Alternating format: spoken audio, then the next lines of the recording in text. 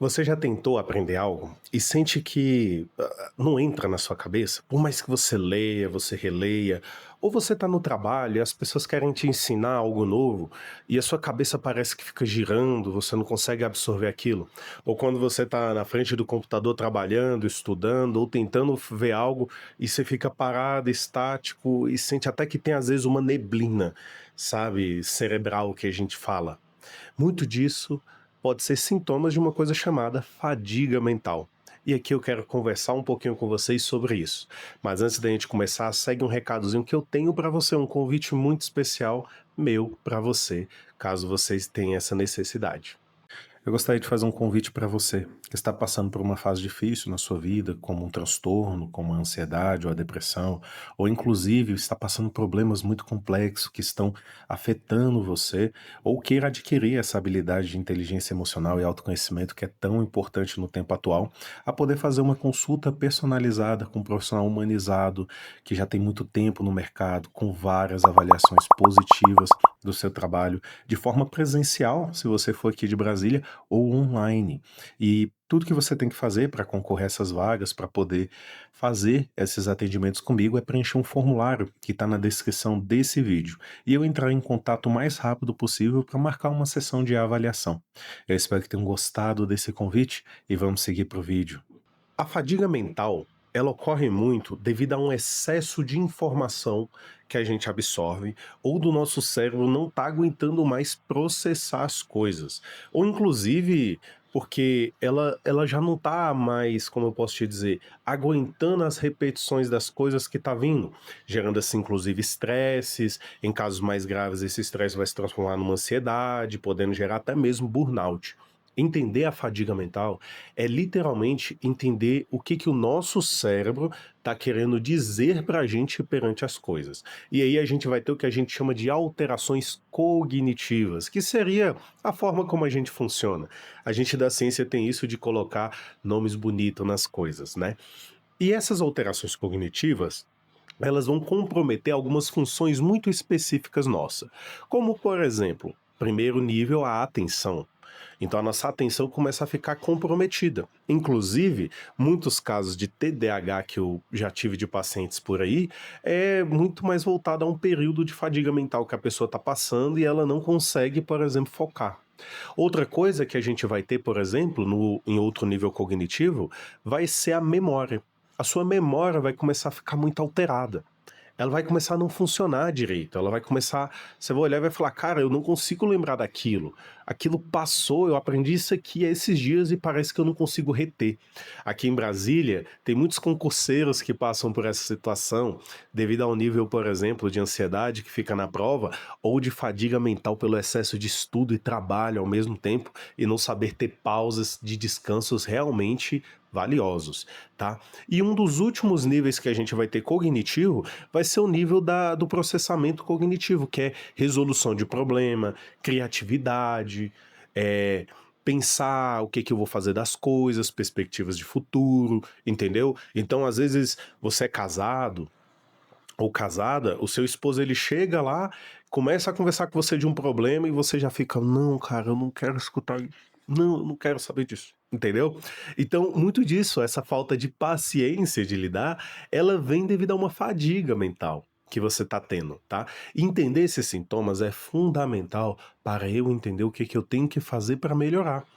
Quando eu identifico que eu tenho fadiga mental, a primeira coisa que eu tenho que entender é: o meu cérebro está cansado de acumular informação, resolver informações, puxar informações, entendeu? Criar informações. O seu cérebro ele está cansado disso. Então ele precisa de coisas que não vão exigir tanto mentalmente dele. Entendeu? E aí a gente já começa a pensar em algumas soluções para isso. Coisas que temos que lembrar também quando falamos de fadiga mental. Para o seu cérebro, um acontecimento na vida real, de uma pessoa que aperta a sua mão, que te xinga ou algo do tipo, e um acontecimento cognitivo, que é o que eu penso, é a mesma coisa. Tá bom? Esse é o primeiro ponto que você tem que lembrar. Então, se você já acorda pensando em problema, adivinha? Você está vivendo o problema. Se você dorme pensando em problema, adivinha? Você está vivendo o problema. É muito importante você entender essa questão do nosso cérebro. Estímulo que a gente fala, né? Externo, que é o mundo, ou estímulo interno, que é os nossos pensamentos, é a mesma coisa para o nosso cérebro. E sabe como é que eu te provo isso? Quando você pensa uma situação feliz na sua vida, engraçada que aconteceu, você não ri? Quando você vive uma situação feliz, você não ri do mesmo jeito? Porque o seu cérebro vai liberar as mesmas químicas, ele vai liberar as mesmas coisas, porque ele entende que alguma coisa está acontecendo ali. E isso também causa a nossa fadiga mental. Ficar repensando coisas que acontecem na nossa vida como se a gente não soubesse o que fazer. E aqui eu já vou te dar uma dica. Vai no nosso vídeo que a gente fala sobre estresse. Tá? Nosso vídeo sobre estresse vai te explicar um pouco do porquê você tem esse pensamento recorrente, tá? E é importante você entender isso para quê? Porque você tem que perceber quando você anda pensando coisas de forma repetitiva e isso vai sobrecarregar você mentalmente. Então a sua fadiga mental, ela vem pelo excesso de coisas cognitivas que você faz. E uma das soluções que você tem muito boas para fazer isso são coisas relacionadas à preguiça, ao tédio, inclusive à nostalgia ou rever coisas que você já faz na sua vida ou já fez. Então assim, você rever um desenho pode te relaxar. Por quê? Porque o desenho ele não exige tanta atividade cognitiva.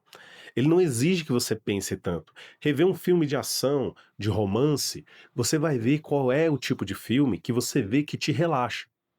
Aqui eu tô botando voltado pra mídia, entendeu? De filmes. Então você vai ver o gênero que vai te relaxar. Por que esse gênero me relaxa? Porque de alguma forma o meu cérebro não processa tanta informação quando eu tô vendo esse tipo de gênero. Então é importante que você saiba que esse gênero vai te ajudar a relaxar. Outra coisa que você pode ver, então, é voltado para jogos. Você vai ver que tem um tipo de jogo que se você jogar vai te relaxar. Existem até jogos com a temática reconfortante, que eles é feito exatamente para isso. Músicas que você vai ver, ou tocar um instrumento, ou inclusive mudar a atividade, porque a fadiga mental ela vai também depender de cada atividade de trabalho que você tem. A fadiga mental de um cara de TI, de psicologia, de medicina, de odonto, ele é totalmente diferente da fadiga mental de um trabalhador braçal. Entendeu? De uma pessoa que está na obra, de uma pessoa que pinta, de uma pessoa que é marceneiro, que é serralheiro, entendeu? A fadiga mental deles são diferentes. Muitas das vezes a fadiga mental que essa pessoa pode ter fisicamente pode ser ligada, muitas das vezes, à resolução de problemas e insegurança que ele tem pensando em resolver problemas. Entendeu? Então, é interessante que você entenda do que você está cansado de processar na sua vida. Então é por isso que muitas pessoas, por exemplo, que é amante de jogos, quando ela trabalha com TI, é bem possível que ela não consiga sentar e ficar no computador jogando, por causa que ela trabalha dentro, sentado no computador direto. Então seu cérebro ele processa relacionando as coisas, entendeu? E o mesmo vai valer. Então se você é um trabalhador braçal, dependendo do que você faz, tenta ver atividades que você não relacione com a sua vida, entende? Com o seu trabalho. Ó, isso aqui não tem nada a ver com o que eu faço no meu trabalho, então eu consigo fazer aquilo, entende? E a mesma coisa os trabalhadores intelectuais aí, que são os psicólogos e assim por diante, entende? Claro que aqui a gente tem que analisar o que o trabalho está querendo trazer, entende? Para não ver se é um burnout ou algo do tipo, mas aqui eu já trouxe um pouco dos sintomas das fadigas mentais para vocês terem que resolver. E temos um outro trabalhador que pouca gente fala, que é quem? O estudante, né? Que muitas das vezes não vale nada, né? As pessoas acham que estudar não é nada. Aí a gente entra com com os concurseiros, com as pessoas que estão fazendo faculdade, até mesmo a galera de ensino médio. O que acontece muito aí com vocês? Vocês estão retendo informação direto, aprendendo informação nova. Isso gera uma carga cognitiva muito exigente para gente. E às vezes você sobrecarrega o seu cérebro, porque você pode, muitas das vezes, só aguentar estudar 3 horas. E você está tentando estudar 6 horas e não funciona. E aí é interessante que você, caso seja essa pessoa que trabalha com isso, ou faça essas coisas, estude também, tenha um equilíbrio sobre informações novas que você vai ter que adquirir na sua vida. Porque você não vai aguentar adquirir toda hora informações novas. E uma dica que eu dou para todos vocês: tomem cuidado com Reels, com vídeos curtos. Tá? Não tô dizendo para largar um Instagram, um TikTok ou YouTube, entendeu? Inclusive, vocês têm conteúdos muito bons aqui, inclusive eu que estou aqui falando com vocês, mas selecione de forma melhor os conteúdos que você vê. Tenta não ver conteúdos que são tão densos. Por exemplo, se você estuda para concurso, você já tem uma forma de estudar, tá tudo certinho. Se você vai ver um vídeo de toda hora a gente falando de concurso, como é que isso vai te ajudar? Se você trabalha com TI, isso e aquilo, você vai ver problemas voltados à TI, informações voltadas da TI, você está trabalhando. Entendeu? Para o seu cérebro você vai estar trabalhando, porque você vai estar falando da mesma coisa, entende? O mesmo vai valer para o trabalhador braçal. Se ele está vendo conteúdos voltados para o que ele faz, ele está trabalhando. Então a gente tem que entender que os estímulos que a gente consome através desse aparelhinho aí, eles têm que ser muito bem selecionados, porque para o cérebro é como se eu estivesse vivendo isso que eu estou consumindo. E isso aumenta a minha fadiga mental. A gente não tinha, às vezes, tanta fadiga mental, porque a gente não era tão exigido cognitivamente e emocionalmente, principalmente. E isso, fazia a gente se sobrecarregar menos. Então a dica que eu dou para você é: analise, qual é o seu tipo de atividade, selecione os conteúdos que você vai ver na internet que não são relacionados com a sua atividade, entendeu? E procure atividades que não vai exigir tanto de você cognitivamente. Então, reveja uma coisa reconfortante, um filme, uma série, rejogue um jogo. Para de achar que você tem que ficar fazendo coisas novas, que você precisa sempre estar fazendo coisas novas. Às vezes, volte para o antigo. Volte a fazer umas coisas que você já fazia, volte a desenhar, volte a fazer música, volte a fazer qualquer outra coisa. Nem sempre você precisa de um hobby novo. Que é o que a galera fala: "Ah, procura um hobby novo". Não, tenta lembrar do que você já fez na sua vida, que você deixou de fazer. E tente voltar hoje e refazer isso. Tira um tempo para fazer isso para você. Você vai ver que você vai ter um alívio cognitivo muito melhor. E é claro, se você está passando por isso, se dê pausas. É o seu corpo falando: "A gente precisa descansar, a gente precisa respirar". Me conta aqui nos comentários o que que vocês acharam desse vídeo, o que que anda fazendo vocês ter fadiga mental, para quem sabe assim eu poder ajudar vocês.